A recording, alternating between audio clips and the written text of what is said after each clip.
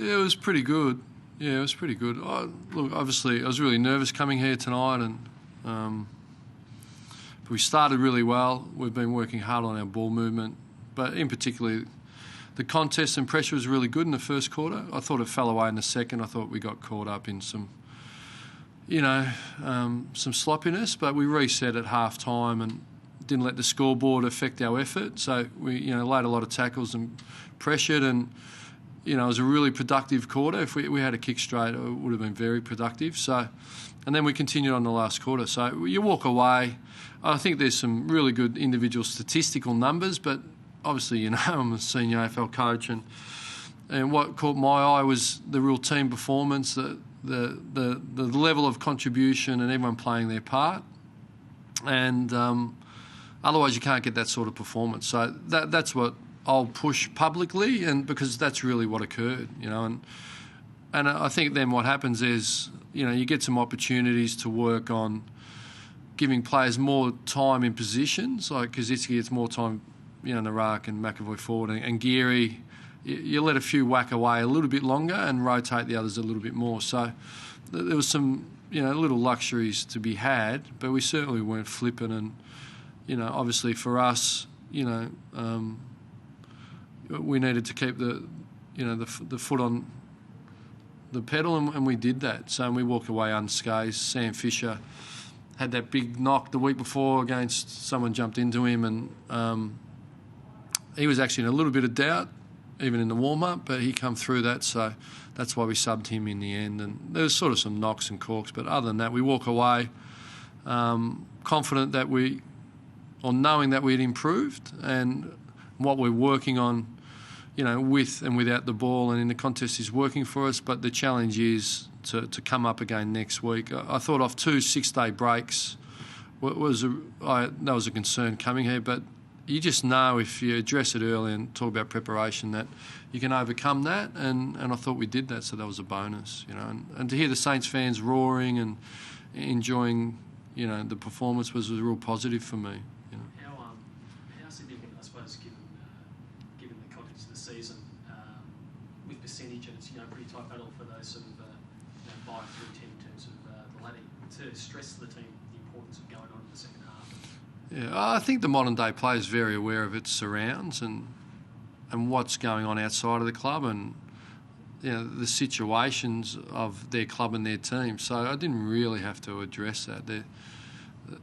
The modern day player is, and they got no choice because everywhere you turn, it's coming at you.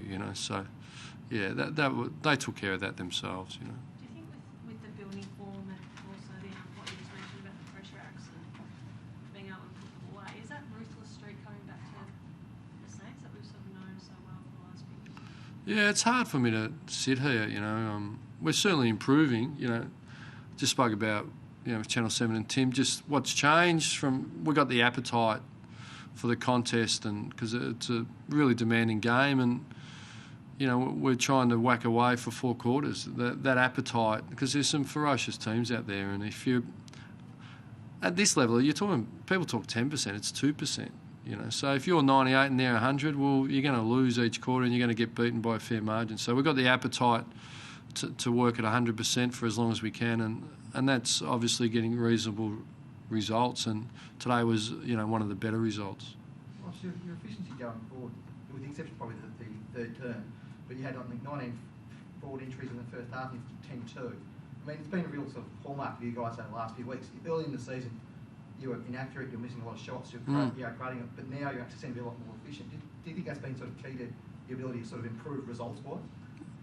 Yeah, I think we've noted the improvement, and as I said, we've worked hard on it Monday to Friday and at training, and that's the only way I know. I mean, we can talk about it as much as we like, but, put up the problem and find a solution and work on it, so get into action. And look, it's really hard because the week before against West Coast, we had a quarter like that, and then the second quarter was pretty good, but then some of the team defences are outstanding, and it's very difficult. And people say, what happens? And I say, well, the opposition, So the opposition plays a significant part in that. But yeah, certainly we're improving, and we're just trying to play the ball equally both sides. And obviously that gets out of kilter a little bit.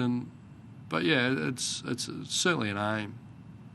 What plays as you, or as the coaches, of more that sort of conversion and efficiency, or the third quarter where you just were able to lock the ball in there for such a long time? Yeah, I don't discriminate. I think they're all important components of the game, and there's lots of components to it, and and it really is the three phases: contest, pressure, use. They got it, we got it, it's in dispute. Any way you want to package it, they're the elements, and we know to be a top team, you got to be good in all those areas. And in the past, in 09, we'll top 4 attack, top 4 defence, top 4 contested ball, and over the ensuing years, it's sort of ebbed and flowed a little bit, but tonight we're good in all those areas. Thanks, guys. Sorry, can we just ask you obviously about... It's late. About Milne and Schneider. I mean, they were so important to you, I suppose, through the last couple of years, and kick 13 between them tonight. It was a really good performance. Really good performance. What, I suppose, haven't been quite as potent this year. Well, Adam in particular has been quite as potent this year. Is there any reason for that? Well, I think they got more opportunities tonight. Do you know what I mean? And took their opportunities. I think they both kicked straight, didn't they?